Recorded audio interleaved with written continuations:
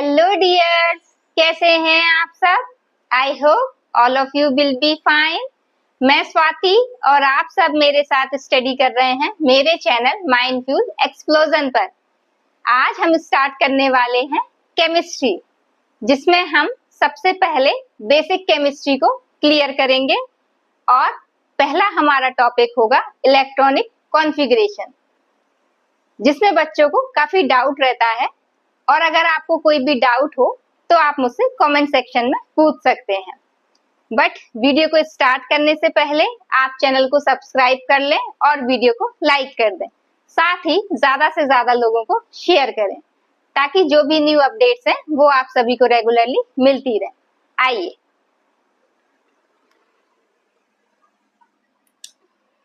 जो electronic configuration है उसमें हमें समझना होता है पहले जो एटम है, एटम में क्या क्या चीजें होती हैं, तो हमें पहले ये चीजें समझनी पड़ेंगी। तो जैसे कोई एटम है, अब हम इसके डिटेल में ज्यादा नहीं जाएंगे क्योंकि अगर हम एटम के बारे में पढ़ना स्टार्ट कर देंगे तो उसके लिए फिर हमारा एक अलग से ही लेक्चर चला जाएगा। तो इसमें हम जो चल रहा है हमारा, बस हम बेसिक चीजों को समझ लेते हैं। जैसे आपका ये क्या है, कोई एटम है, तो एटम में सेंटर में क्या होता है, न्यूक्लियस। और न्यूक्लियस जो होता है वो आपका पॉजिटिवली चार्ज रहता है, जिसमें क्या होते हैं, नंबर ऑफ न्यूट्रॉन्स और प्रोटॉन्स होते हैं। और इसके चारों तरफ नंबर ऑफ इलेक्ट्रॉन्स क्या करते रहते हैं, चक्कर लगाते रहते हैं। यही हमने थ्योरी पढ़ी है। तो अब हमें क्या निकालना है, जैसे इलेक्ट्रॉनिक कॉन्फ़िगरेशन से पहले हमें कुछ चीजें और भी देखनी है। जैसे कोई एटम दिया है तो उसका एटॉमिक नंबर कहाँ लिखा रहता है, एटॉमिक मास क्या होता है, ये नंबर ऑफ प्रोटॉन्स कैसे निकालें, नंबर ऑफ न्यूट्रॉन्स कैसे निकालें, तो ये सब चीजें हमें समझनी पड़ेंगी। तो जो हम एटम देख रहे हैं, एटम में हमने देखा कि इसके सेंटर में क्या है, आपके न्यूट्रॉन और नंबर ऑफ प्रोटॉन्स हैं। और इन्हीं की वजह से इस पे क्या होता है, पॉजिटिव चार्ज होता है। और इसके चारों तरफ जो इलेक्ट्रॉन चक्कर लगा रहे हैं, तो वो एक फिक्स्ड पाथ में क्या कर रहे हैं, मूव कर रहे हैं। जो जिस पाथ में ये मूव कर रहे होते हैं उसे कहा जाता है ऑर्बिट। और आप देख रहे हो ये जो आपको सर्कल से दिखाई दे रहे हैं ना, ये इस तरीके से, ये देखिए यहाँ पे ये वाले ब्लू, ये क्या है, ये है शेल नंबर। तो ये क्या है, शेल नंबर। और इन्हें एनर्जी के अकॉर्डिंग अंदर से बाहर की तरफ इनकी क्या की जाती है, नंबरिंग की जाती है। जो शेल नंबर 1 है इसे आप के शेल, ऐसे ही के एल, फिर एम और एन, इस तरीके से हम इसको नेमिंग दे रखी है। तो अगर आपसे पूछा जा रहा है कहीं पे कि के शेल है, तो यानी कि उसमें एन की वैल्यू क्या होगी, 1। और वहीं आपसे कह रहे हैं एन की वैल्यू अगर 2 है, तो इसका मतलब वो किस शेल में है, एल शेल में।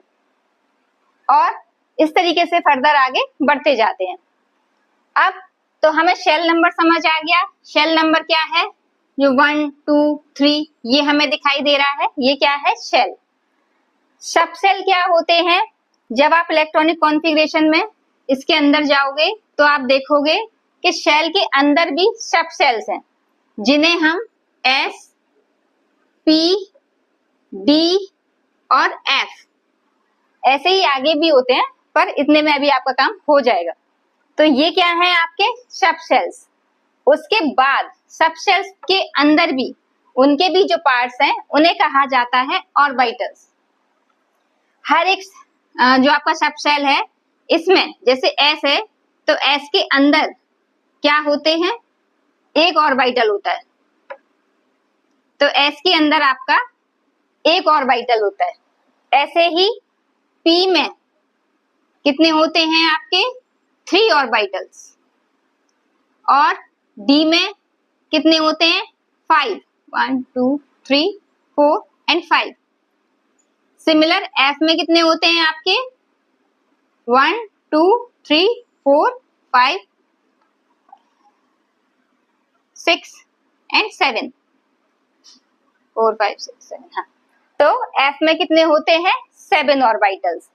तो आपको समझ आया शेल के अंदर क्या है सब सेल्स हैं जिन्हें हम एस पी डी एफ से शो करते हैं, और एस पी डी एफ जो है इनके अंदर भी क्या होते हैं ऑर्बिटल्स होते हैं, जिन्हें हम जैसे एस में कितने ऑर्बिटल हैं तो 1 होता है, जबकि पी में 3 होते हैं, डी में आपके 5 और एफ में 7 ऑर्बिटल्स होते हैं। तो अभी आपको शेल, सबसेल और ऑर्बिटल्स इतना समझ आया। अब हमें आगे देखना है, यहाँ हमने एक सोडियम का एग्जाम्पल ले रखा है। तो आप देख रहे हो यहाँ सोडियम के यहाँ नीचे क्या लिखा हुआ है 11, ये 1 है। तो ये जो प्रीफिक्स में आपको 11 दिखाई दे रहा है ये क्या शो करता है एटॉमिक नंबर को। तो सोडियम का एटॉमिक नंबर कितना है 11, और जो ऊपर आपको सफिक्स में दिखाई दे रहा है वो क्या है आपका एटॉमिक मास। अब जो आपका एटॉमिक नंबर है वही आपके क्या होते हैं नंबर ऑफ इलेक्ट्रॉन्स। तो यानी कि सोडियम में नंबर ऑफ इलेक्ट्रॉन्स कितने हो गए 11, और नंबर ऑफ प्रोटॉन्स भी क्या होते हैं नंबर ऑफ इलेक्ट्रॉन्स के इक्वल ही होते हैं। यानी कि जो एटॉमिक नंबर है वही क्या होगा नंबर ऑफ इलेक्ट्रॉन्स होगा, और उतने ही उसमें क्या होंगे प्रोटॉन्स होंगे। तो प्रोटॉन कितने हो गए वो भी 11। अब नंबर ऑफ न्यूट्रॉन्स कैसे निकालते हैं, तो क्या किया जाता है एटॉमिक मास में से जब हम एटॉमिक नंबर को माइनस कर देते हैं तो हमें क्या मिल जाता है नंबर ऑफ न्यूट्रॉन्स। यानी कि अगर हम 23 में से 11 को माइनस कर दें तो हमें क्या मिल जाएगा नंबर ऑफ न्यूट्रॉन्स। तो इस तरीके से हमें atomic number, atomic mass, number of electrons, number of protons and number of neutrons, ये सारी चीजें हम किसी भी एटम की निकाल सकते हैं अगर हमें उसका एटॉमिक नंबर पता हो और एटॉमिक मास पता हो या दिया हो क्वेश्चन में। और ये जो इलेक्ट्रॉनिक कॉन्फ़िगरेशन है वो जिस प्रिंसिपल पे बेस्ड है वो है आपका अबाउस प्रिंसिपल, और इसको जो नेम दिया गया है अबाउ, ये किसी साइंटिस्ट का नेम नहीं है बल्कि ये एक जर्मन वर्ड है जिसका मतलब होता है कंस्ट्रक्शन। और ये जो रूल है अबाउस प्रिंसिपल ये डील करता है जैसे कोई एटम है तो उस एटम के अंदर शेल्स हैं, फिर शेल के अंदर क्या होंगे सब सेल्स हैं जैसे कि एस पी डी एफ। तो शेल्स में या फिर सब सेल्स में इलेक्ट्रॉनों को कैसे फिल किया जाएगा, या फिर जो आपका इलेक्ट्रॉन है वो पहले कहाँ जाएगा, किस शेल में जाएगा, किस ऑर्बिटल में जाएगा। तो ये सब जो डील है वो कौन करता है आपका अबाउ प्रिंसिपल। इसका फर्स्ट रूल है एनर्जी ऑफ ऑर्बिटल्स या फिर सब शेल। इसका मतलब ये है कि जो इलेक्ट्रॉन फिल होंगे वो एनर्जी, यानी कि जो सब शेल है या ऑर्बिटल है उसकी एनर्जी क्या है उसके बेस पे इलेक्ट्रॉनों को फिल किया जाएगा। और फिर अब ये एनर्जी तो ठीक है एनर्जी के बेस पे फिल किया जाएगा, तो एनर्जी कैसे डिसाइड होगी, तो ये जो है आपका first occupy lower energy sub shell और ऑर्बिटल। इसका मतलब ये है कि जो इलेक्ट्रॉन है वो सबसे पहले जिसकी एनर्जी सबसे कम होगी उस वाले ऑर्बिटल में या फिर सब शेल में जाएगा, फिर उससे ज्यादा वाले में अगला इलेक्ट्रॉन, ऐसे करते करते क्या होगा धीरे धीरे एनर्जी लेवल जैसे जैसे बढ़ता जाएगा नंबर ऑफ इलेक्ट्रॉन्स भी आगे आगे बढ़ते जाएंगे, फिल होते जाएंगे।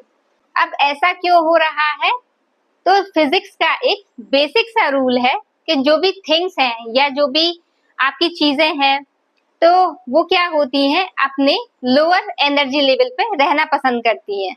कोई भी डायरेक्टली हाई लेवल वाली जो एनर्जी है वहां जाना नहीं पसंद करता। बस वैसा ही वही रूल क्या हो रहा है, इलेक्ट्रॉनों के जो कॉन्फ़िगरेशन है उसमें भी सेम रूल फॉलो हो रहा है। अब ये क्या है, electron filling increasing order of energy orbital या सब शेल।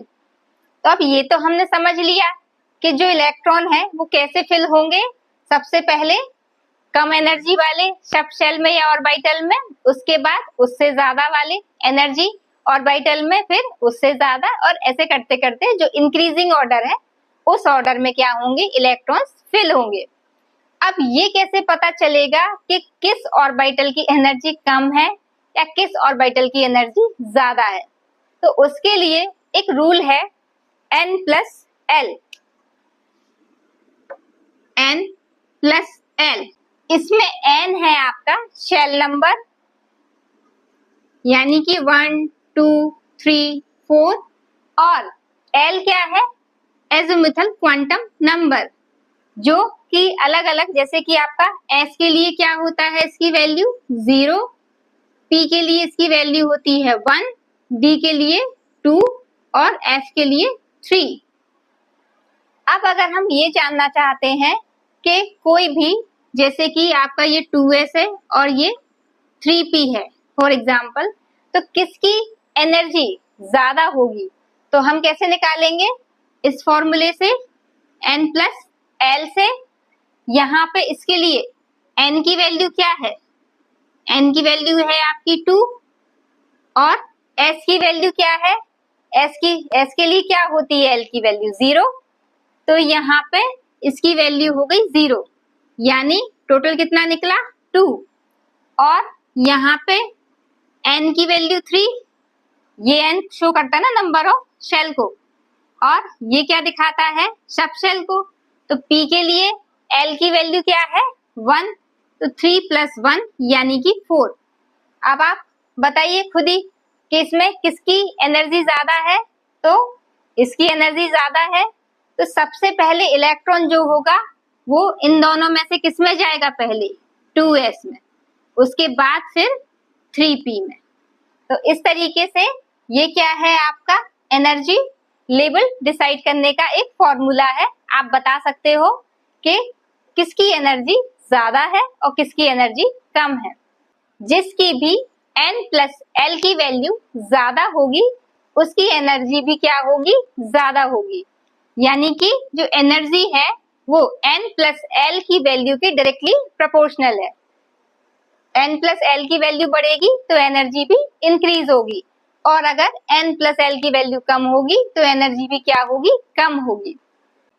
अब इसमें देखिए आप, इसकी क्या है, इसकी अगर हम एनर्जी लेवल निकालें तो क्या निकलेगा, N की वैल्यू क्या है 1 + S यानी कि 0, L की वैल्यू तो 0 यानी कि ये क्या निकली 1, इसकी क्या होगी 2 + 0, S के लिए L की वैल्यू 0 होती है तो ये कितना निकला 2, और इसके लिए 2 + P की वैल्यू 1 यानी कि 3, और इसके लिए 3 + 0 यानी कि 3, और इसके लिए 3 + P की वैल्यू 1, तो ये कितना हो गया 4, और इसमें 4 + S यानी कि S के लिए क्या होती है L की वैल्यू 0।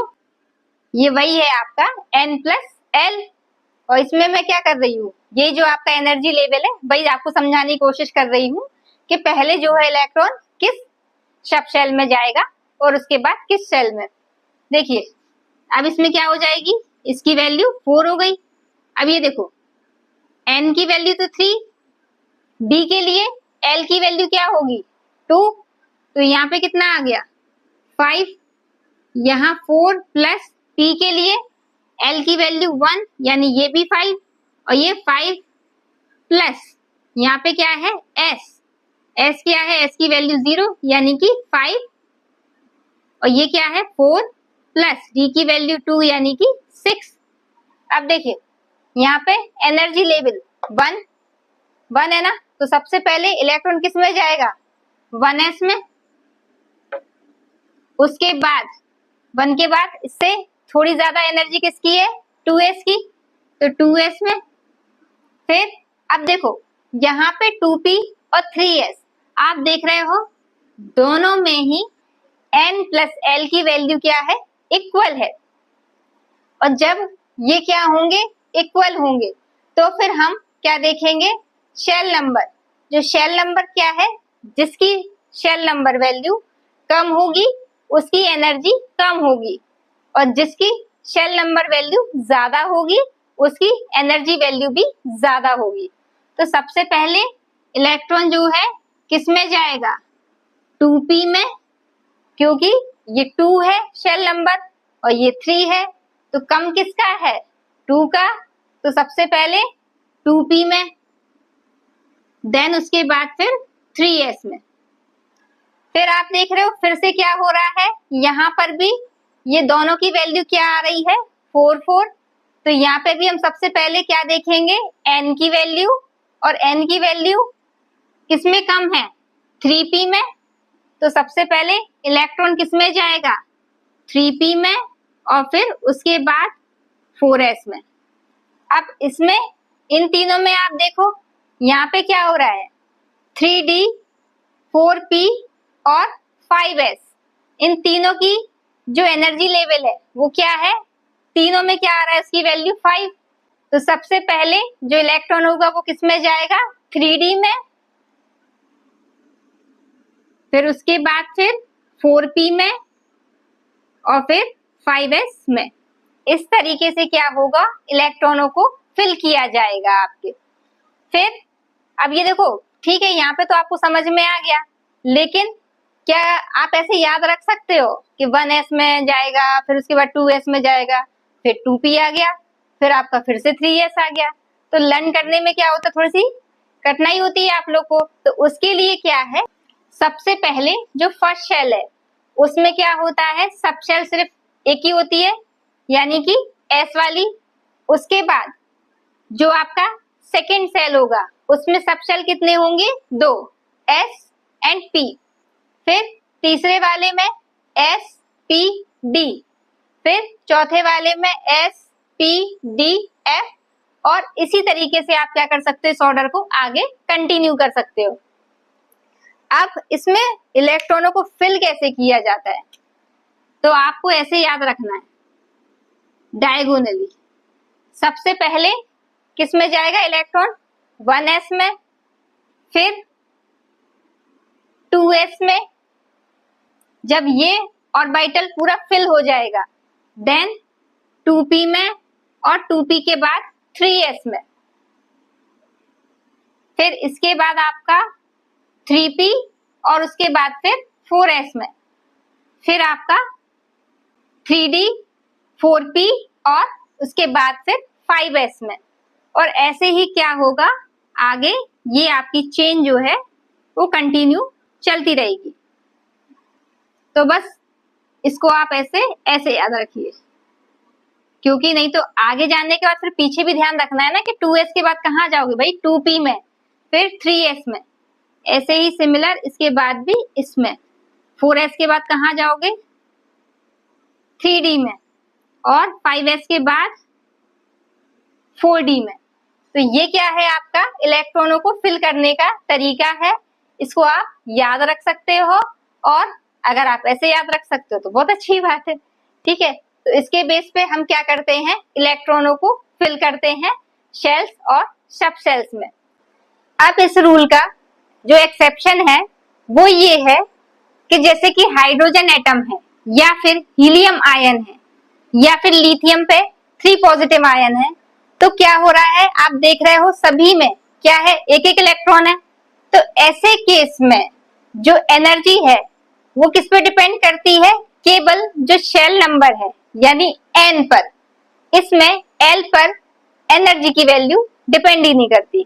तो ये इसका क्या है, एक आपका एक्सेप्शन है, ये आपको ध्यान रखना है। ये आपका पूरा अबाउ प्रिंसिपल हो गया। हंट्स रूल जो है उसको समझने से पहले आपको ये समझना पड़ेगा कि जो आपके ऑर्बिटल्स होते हैं, जैसे S सब शेल है तो इसमें आपका क्या होता है, एक ऑर्बिटल होता है। P सब शेल में आपके 3 ऑर्बिटल होते हैं। D सब शेल में आपके 5 ऑर्बिटल्स होते हैं और F में आपके 7 ऑर्बिटल्स होते हैं।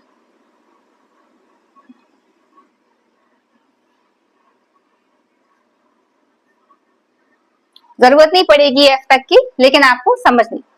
देखिए तो क्या है, जो हंट्स रूल है वो आपका डील करता है इलेक्ट्रॉनों की पेयरिंग से। अब इलेक्ट्रॉनों की पेयरिंग का क्या मतलब है? क्या होता है, जब हम इलेक्ट्रॉनों को ऑर्बिटल्स में फिल करते हैं तो उसके भी कुछ रूल्स होते हैं। जैसे जो S आपका सब शेल है, इसमें क्या होता है, एक ऑर्बिटल होता है। और अब ये जो एक ऑर्बिटल है, इसमें मैक्सिमम कितने इलेक्ट्रॉन हो सकते हैं आपके? 2। अब इसमें 2 इलेक्ट्रॉन जो फिल करेंगे, उसको समझने से पहले आपको स्पिन क्वांटम नंबर और पॉली एक्सक्लूजन प्रिंसिपल को समझना पड़ेगा। क्या होता है कि जो आपका इलेक्ट्रॉन है, जैसे ये आपका इलेक्ट्रॉन है, तो वो क्या करता है, जब एटम के न्यूक्लियस के चारों तरफ जब मूव कर रहा होता है, तो न्यूक्लियस के चारों तरफ मूव करने के साथ साथ इलेक्ट्रॉन अपने एक्सिस पर भी रोटेट करता है। और जो उसका रोटेशन है, जैसे ये आपका मान लीजिए वो है इलेक्ट्रॉन है, तो जब ये रोटेट कर रहा है तो इसके रोटेशन के 2 तरीके हैं। या तो ये क्लॉकवाइज मूव करेगा या रोटेट करेगा, या फिर ये एंटी क्लॉकवाइज रोटेट करेगा। जब ये क्लॉकवाइज रोटेट करता है तो इसकी जो स्पिन क्वांटम नंबर होता है, उसकी वैल्यू होती है +1/2। ठीक। और जब ये एंटी क्लॉकवाइज रोटेट करता है तो इसकी स्पिन क्वांटम नंबर होता है -1/2। ठीक है, अब समझ में आया। अब इसी के बेस पे हम क्या करेंगे, इलेक्ट्रॉन को फिल करेंगे। और दूसरा होता है आपका पॉली एक्सक्लूजन प्रिंसिपल। अब ये पॉली एक्सक्लूजन प्रिंसिपल क्या कहता है कि किसी भी ऑर्बिटल में मैक्सिमम कितने इलेक्ट्रॉन हो सकते हैं? 2। और जो 2 इलेक्ट्रॉन जब आप फिल करते हो तो उनकी जो डायरेक्शन होती है वो हमेशा अपोजिट होगी। कैसे अपोजिट होगी?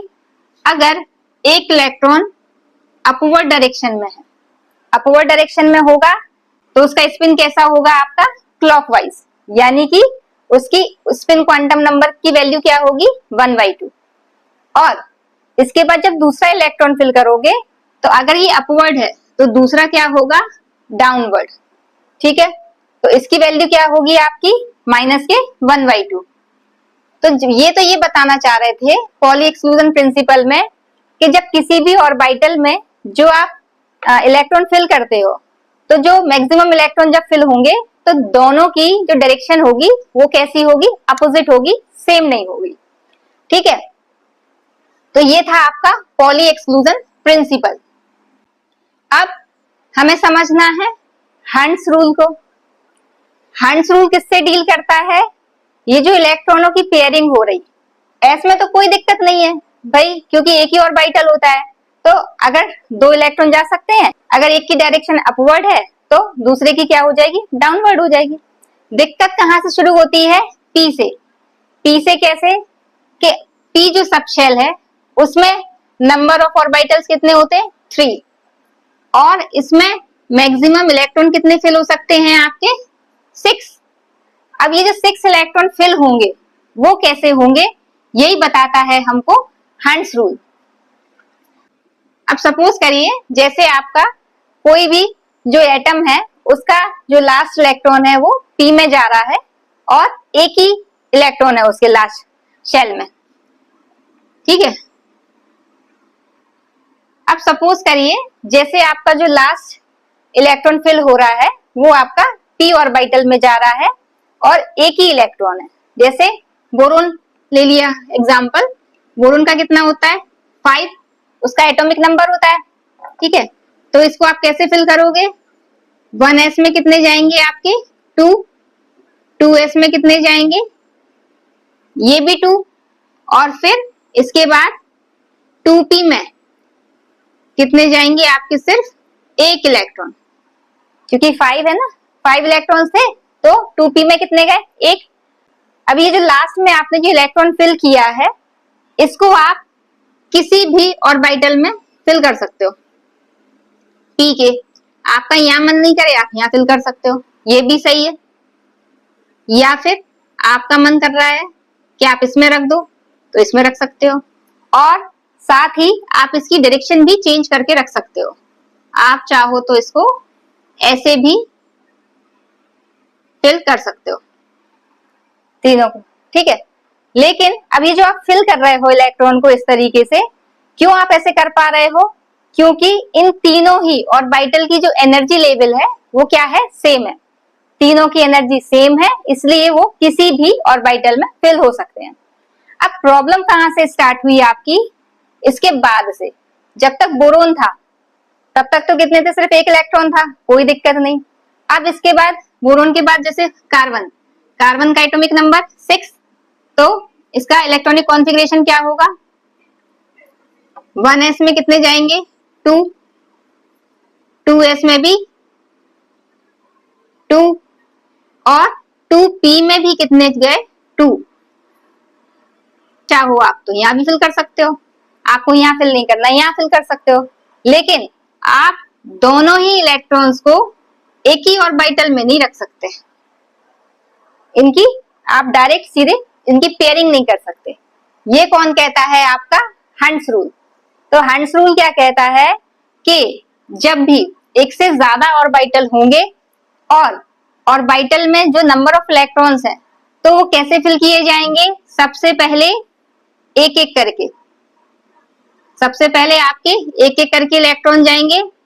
2 इलेक्ट्रॉन आप इसमें चाहो इसमें फिल कर सकते हो, कोई दिक्कत नहीं है, या इसको छोड़ दो यहाँ फिल कर सकते हो। लेकिन जब ये पूरे मतलब सभी को एक एक मिल जाएंगे, उसके बाद जो होगा फिर पेयरिंग स्टार्ट होगी। पेयरिंग पहले से आप नहीं कर सकते, ठीक है। तो ये कहता है आपका हंट्स रूल। जैसे अब आपके इसके बाद क्या आता है, तो ये क्या है, ये गलत तरीका है, ये आपका सही है। जैसे आपका 7 नाइट्रोजन का क्या है 7, तो इसमें कैसे फिल होंगे आपके, एक ऊपर एक नीचे 1s में, फिर 2s में क्या होंगे, 2s में भी 2 इलेक्ट्रॉन चले गए, और 2p में क्या होंगे, 3 इलेक्ट्रॉन होंगे। तो एक आपका एक एक करके पहले फिल होगा। जब तीनों बॉक्स फिल हो जाएंगे उसके बाद फिर क्या होगी, पेयरिंग स्टार्ट होगी। जैसे नेक्स्ट आएगा आपका ऑक्सीजन, उसका क्या होता है 8, तो यहाँ पे 1s में कितने जाएंगे 2, 2s में भी आपके 2 इलेक्ट्रॉन, फिर अब यहां से क्या होगी आपकी पेयरिंग स्टार्ट हो जाएगी 2p में। लेकिन वही पहले से स्टार्ट पेयरिंग नहीं कर सकते, पहले कितने इलेक्ट्रॉन फिल करने हैं हमको 8, जिसमें से 2 तो आपके 1s में चले गए और 2 आपके 2s में चले गए, तो 4 तो यही हो गए। अब हमें 4 इलेक्ट्रॉन और फिल करने हैं, तो पहले हमें एक एक करके फिल करना पड़ेगा।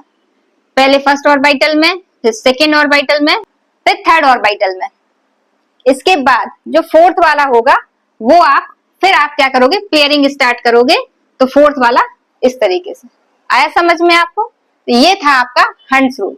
तो हंट्स रूल किससे डील करता है, इलेक्ट्रॉनों की पेयरिंग से। ये भी तो हंट्स रूल किससे रिलेटेड है, आपके इलेक्ट्रॉनों की पेयरिंग से, ठीक है। तो ये किससे डील करता है, इलेक्ट्रॉनों की पेयरिंग से। लेकिन क्या कहता है कि पहले जो इलेक्ट्रॉन है वो सारे ऑर्बिटल में एक एक करके जाएंगे, और जब वो फिल हो जाएंगे उसके बाद जो है वो पेयरिंग स्टार्ट होगी। ये था आपका हंट्स रूल। तो मैंने आपकी जो है इलेक्ट्रॉनिक कॉन्फ़िगरेशन भी आपको 8 तक तो बता ही दिए, 9 का भी आप नियोन का लिख ले। ये क्या होगा आपका नियोन में 1s में आपके कितने जाएंगे, फिर 2s में भी कितने जाएंगे आपके 2, और इसी तरीके से 2p में भी आपके कितने जाएंगे 4, ये हो गए 9 है तो यानी कि 5।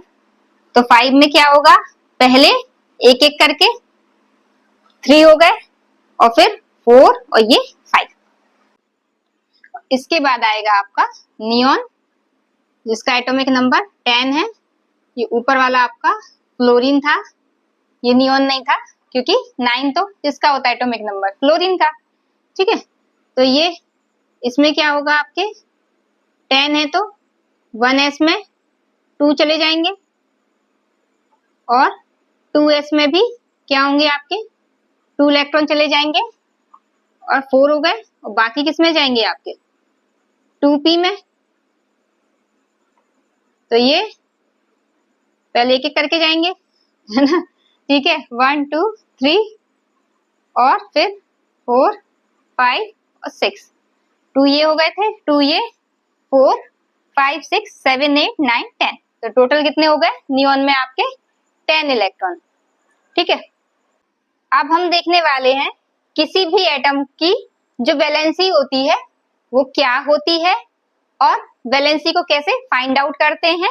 साथ ही ये जो आपके एटम्स दे रखे हैं इनका स्ट्रक्चर भी हम अभी समझने वाले हैं। जैसे आपने ये क्या है, अपना बोरोन है, तो बोरोन में कितने इलेक्ट्रॉन होते हैं, टोटल 5। अब अगर हम इसका स्ट्रक्चर बनाएं तो अब हम इसका एक बस ये वाला ले लेते हैं, ऊपर वाला। देखिए ये क्या है, बोरोन का न्यूक्लियस, और इस बोरोन के न्यूक्लियस के चारों तरफ क्या होंगे, ये जो इलेक्ट्रॉन्स हैं वो मूव करेंगे।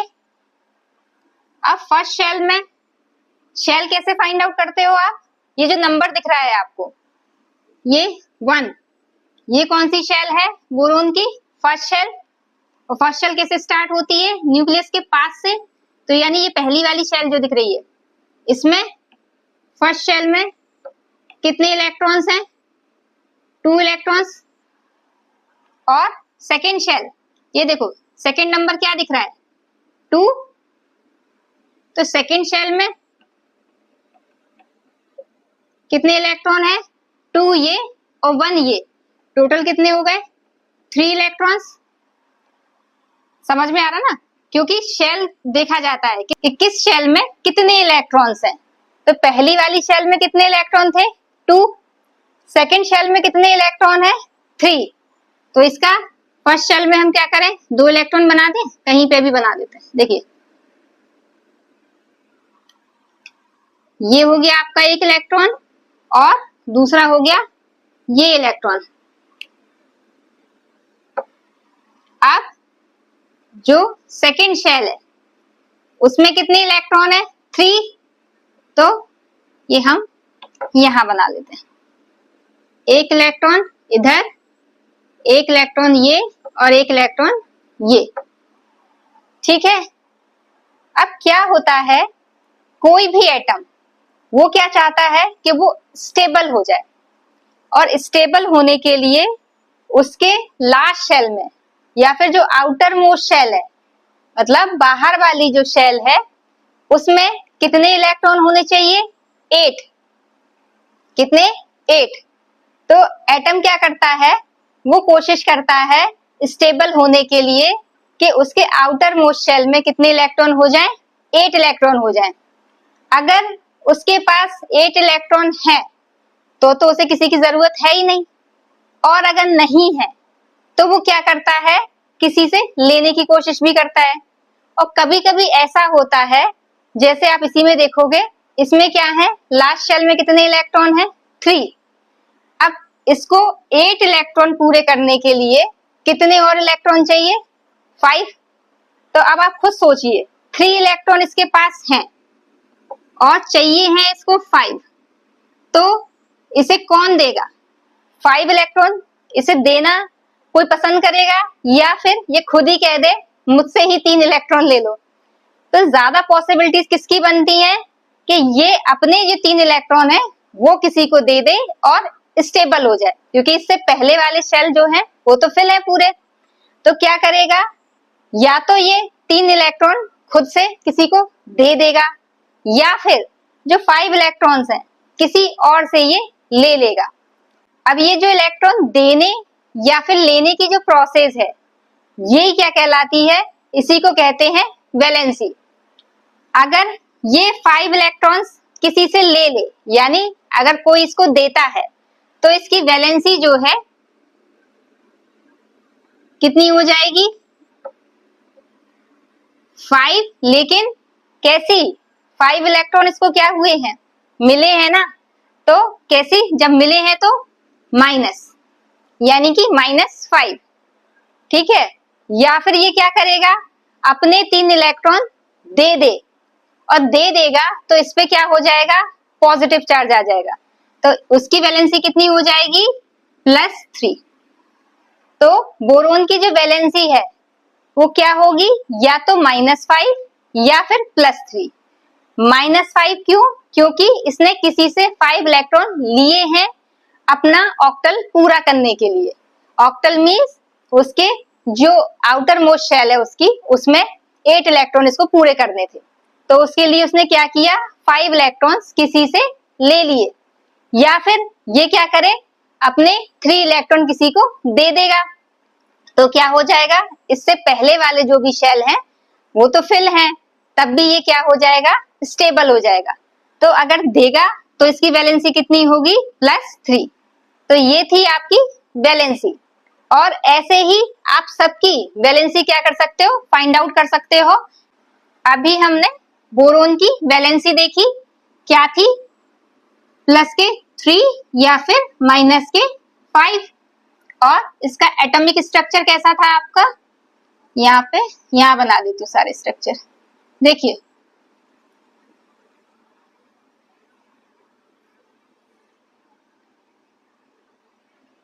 ये किसका है बोरोन का, और इसके फर्स्ट शेल में कितने इलेक्ट्रॉन थे 2, और सेकेंड शेल में कितने थे 3।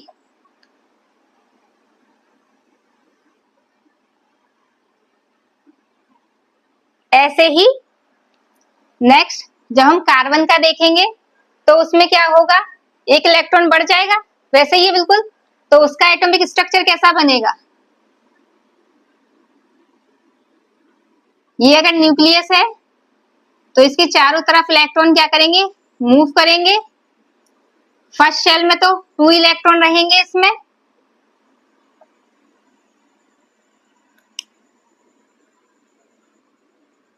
बट सेकेंड शेल में कितने हो जाएंगे 4 हो जाएंगे। बोरोन में कितने थे सेकेंड शेल में 3 थे, 1 बढ़ जाएगा, वैसे ही है। तो इसका स्ट्रक्चर ऐसा बन जाएगा, ये किसका है कार्बन का। और अब आप खुद सोचो इसके आउटर मोस्ट शेल में कितने इलेक्ट्रॉन है 4, तो ये क्या करेगा या तो 4 इलेक्ट्रॉन देके स्टेबल हो जाएगा, या फिर 8 इलेक्ट्रॉन करने के लिए जो इसको ऑक्टल पूरा करने के लिए जरूरी है 4 इलेक्ट्रॉन, कोई इसको दे दे तो क्या कर लेगा तब भी ये स्टेबल हो जाएगा। तो अगर ये देगा तो इसकी वैलेंसी कितनी होगी +4, और अगर लेगा तो इसकी वैलेंसी कितनी होगी -4। उसके बाद नाइट्रोजन, अब नाइट्रोजन में क्या होगा इसमें कार्बन से 1 इलेक्ट्रॉन और बढ़ गया, ठीक है। तो क्या हो गया ये अगर इसका न्यूक्लियस है तो इसके बाद वाले शेल में यानी फर्स्ट शेल में कितने इलेक्ट्रॉन है 2, और इसके बाहर वाले शेल में कितने हो जाएंगे 5। ये क्या है आपका नाइट्रोजन, 1 2 3 और ये 4 और ये आपके 5, ठीक है। तो इसके आउटर मोस्ट शेल में कितने इलेक्ट्रॉन है नाइट्रोजन पे 5। तो ये क्या करेगा या तो अपने 5 इलेक्ट्रॉन दे दे, या फिर अब 3 इलेक्ट्रॉन कोई इसको दे दे। तो अगर ये खुद से देगा तो इसकी वैलेंसी क्या होगी +5, और अगर इसे कोई देगा तो -3। ऐसे ही आप ऑक्सीजन का देखोगे तो क्या होगा इसकी वैलेंसी निकलेगी +6 और या फिर -2, क्योंकि इसके आउटर मोस्ट शेल में कितने हो जाएंगे ऑक्सीजन के आउटर मोस्ट शेल में आपके, ये है इसका मान लो न्यूक्लियस, और ये फर्स्ट शेल और ये सेकेंड शेल क्या है ऑक्सीजन। फर्स्ट शेल में कितने 2 इलेक्ट्रॉन, और सेकेंड शेल में कितने हो गए 6 इलेक्ट्रॉन, 1 2 3 4 5 एंड 6, या कहीं पर भी बना सकते हो। ठीक है, तो ये हो गया आपका ऑक्सीजन का। और वैसे ही आपका फ्लोरीन का, फ्लोरीन क्या दिखाएगा, या तो इसके आउटर मोस्ट शेल में कितने होंगे 7 इलेक्ट्रॉन, तो या तो ये 7 इलेक्ट्रॉन दे दे या फिर क्या करे 1 इलेक्ट्रॉन किसी से ले ले, तो या तो +7 या फिर -1। अब नियोन क्या है, नियोन का तो ऑक्टल पूरा है। देखिए 1s में कितने 2 इलेक्ट्रॉन, 2s में 2 इलेक्ट्रॉन, 10 इलेक्ट्रॉन फिल करने ना, तो 2 ये और 2p में आपके 4 के बाद 5 6 7 8 9 और ये 10।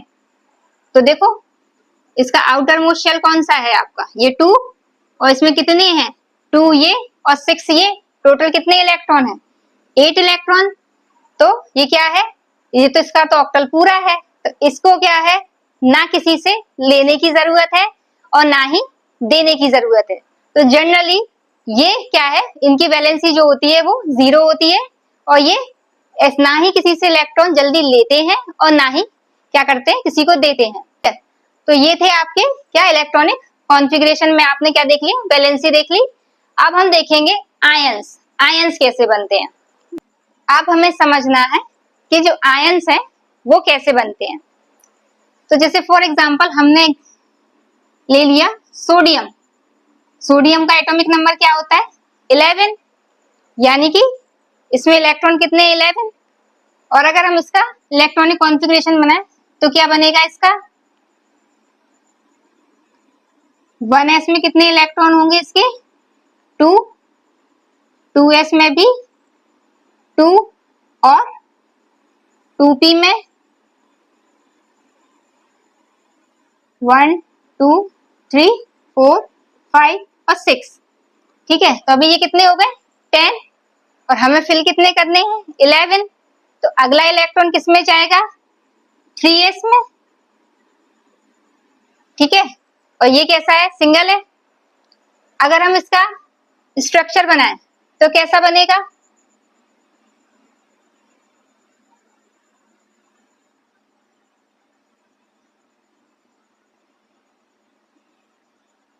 ये क्या है सोडियम है,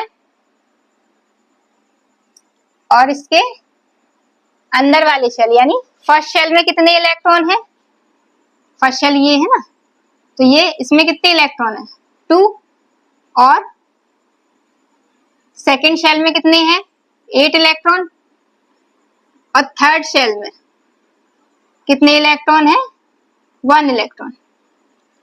तो फर्स्ट शेल में 2 इलेक्ट्रॉन, सेकेंड शेल में 8 इलेक्ट्रॉन, 3 4 5 6 1 2 3 4 5 6 7 और ये 8, और आउटर मोस्ट शेल जो थर्ड शेल है उसमें कितने हैं 1 इलेक्ट्रॉन।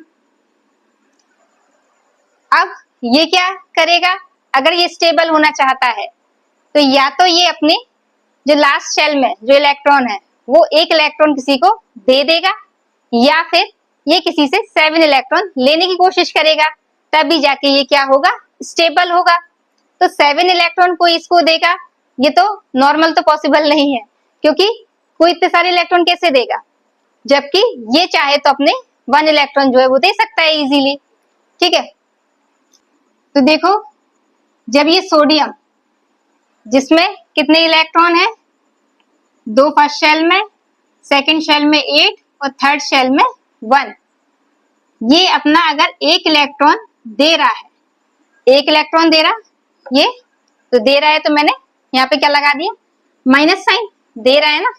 ठीक है, अब जब ये देगा तो इसमें कितने इलेक्ट्रॉन हो गए अब 2 और 8, और जब इसने अपना 1 इलेक्ट्रॉन दिया तो तो इस पे क्या आ गया, +1 चार्ज। ठीक है, तो अब ये क्या बन गया, आयन। तो यही समझना था हमें कि जब ये जो सोडियम था, जब इसने एक इलेक्ट्रॉन दे दिया तो इस पे क्या आ गया, पॉजिटिव चार्ज आ गया, और नंबर ऑफ इलेक्ट्रॉन्स इसमें क्या हो गए, एक कम हो गया, यानी कि अब इसमें कितने इलेक्ट्रॉन्स हैं, 10, और इसमें कितने हैं आपके 11। तो ये था आपका आयन फॉर्म, किसका, सोडियम का। ऐसे ही हम मैग्नीशियम का भी निकाल सकते हैं। इसका एटॉमिक नंबर क्या होता है, 12। तो इसमें क्या होगा, तो इसमें कितने इलेक्ट्रॉन हैं, 2, 8 और 2, 12 है ना, बिल्कुल एक इलेक्ट्रॉन ही तो इससे ज्यादा है। ठीक है, तो ये क्या करेगा, ये भी अपना 2 इलेक्ट्रॉन किसको दे देगा। तो जब ये देगा तो क्या होगा, इस पे भी मैग्नीशियम पे क्या आ जाएगा, +2 चार्ज आ जाएगा। ठीक है, और इसमें इलेक्ट्रॉन्स कितने हो जाएंगे, 2 और 8, और ये क्या हो गया, स्टेबल हो गया। ऐसे ही एल्यूमिनियम का अगर हम निकालें, 13 होता है, तो इसमें क्या होगा, ये कितने, 3 इलेक्ट्रॉन देगा, और जब 3 इलेक्ट्रॉन देगा तो एल्यूमिनियम पे क्या आ जाएगा, +3 चार्ज आ जाएगा। ठीक है, और इसमें इलेक्ट्रॉन, इसमें कितने थे, 2, 8 और 3, जबकि इसमें कितने हो गए, 2 और 8। सिमिलर आप क्लोरीन का जैसे निकाल सकते हो। तो क्लोरीन का एटॉमिक नंबर कितना होता है, 17, और इसमें इलेक्ट्रॉन कैसे फिल होते हैं, फर्स्ट शेल में 2, सेकेंड शेल में 8 और थर्ड शेल में 7। क्योंकि जो क्लोरीन होता है उसका इलेक्ट्रॉनिक कॉन्फ़िगरेशन किस तरीके से होता है, 1s में कितने जाएंगे, 2, 2s में भी 2, 2p में 6, 3s में 2 और फिर 3p में 5। ये वो किसका होता है, क्लोरीन का। तो लास्ट वाले शेल में कितने इलेक्ट्रॉन जा रहे हैं, 7 इलेक्ट्रॉन है ना। तो ये क्या करेगा, ये कोशिश करेगा पूरी कि इसको एक इलेक्ट्रॉन कहीं से मिल जाए। तो ये क्या करेगा, ये एक इलेक्ट्रॉन लेगा, और जब ये एक इलेक्ट्रॉन लेगा तो यहाँ पे क्या करें, हम ले रहे हैं ना, तो हमने क्या किया, यहाँ पे +1 कर दिया क्योंकि एक इलेक्ट्रॉन इसने लिया है। और जब इसने एक इलेक्ट्रॉन लिया है तो क्लोरीन पे क्या होगा, नेगेटिव चार्ज आ जाएगा, 1, है ना। ठीक है, और इसमें इलेक्ट्रॉन्स कितने हो जाएंगे आपके, 2, 8। अब समझना, 7 इलेक्ट्रॉन तो पहले से थे ही, एक इसने ले लिया, तो अब इसके आउटर मोस्ट शेल में कितने हो गए, 8 इलेक्ट्रॉन, और इसका ऑक्टल क्या हो गया, पूरा। तो इस तरीके से ये क्या है, आपके सारे आयन फॉर्म है जो आप इजीली क्रिएट कर सकते हो। तो इस तरीके से ये क्या थे, आयन फॉर्म्स थे, जो कोई बहुत ज्यादा टफ नहीं है। मुझे नहीं लगता कि कोई भी टफ है इसमें, ऐसा कुछ भी, आप आराम से इसको बना सकते हो। और अगर आपको वीडियो अच्छा लगा हो तो वीडियो को लाइक कर दें और चैनल को सब्सक्राइब कर लें। साथ ही ज्यादा से ज्यादा लोगों को शेयर करें, ताकि जो भी न्यू अपडेट्स हैं वो आप सभी को रेगुलरली मिलती रहे।